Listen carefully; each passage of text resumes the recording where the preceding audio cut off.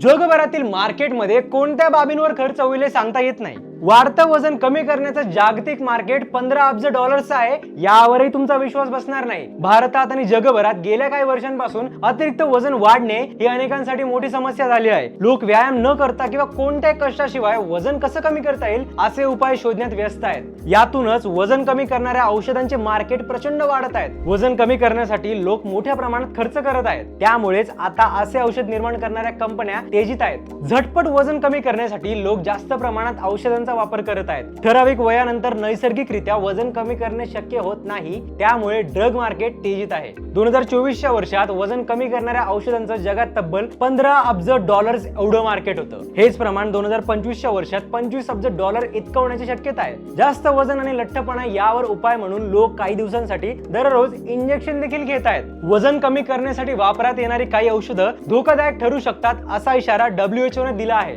2030 सालापर्यंत जागतिक बाजारपेठेत वजन घटवण्यासाठीच्या औषधांची 100 बिलियन म्हणजेच 10,000 कोटी डॉलर्सची उलाढाल होण्याची शक्यता असल्याचं तज्ञ सांगतात। बाकी अतिवजन असणाऱ्या मित्रांसोबत ही रील नक्की शेअर करा।